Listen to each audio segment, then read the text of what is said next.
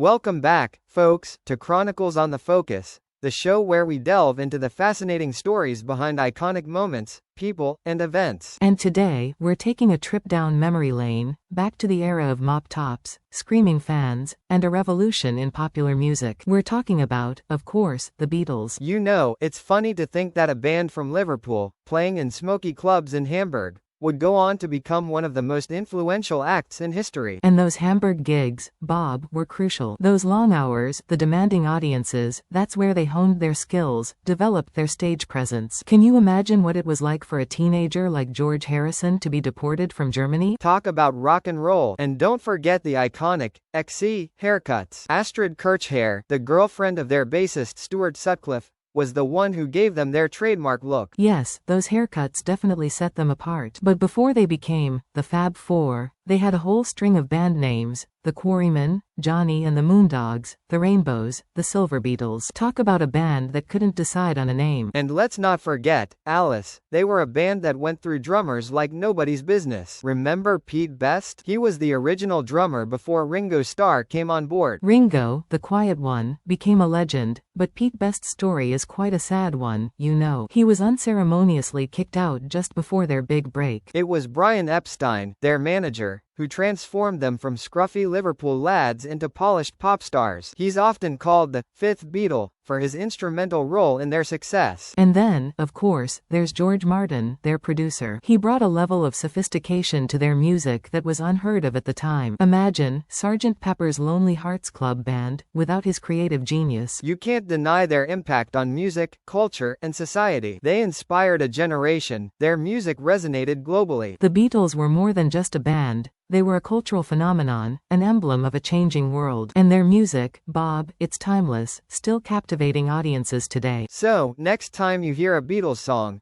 remember the story behind it. The story of the band that conquered the world, one catchy tune at a time. Thanks for joining us on this episode of Chronicles on the Focus.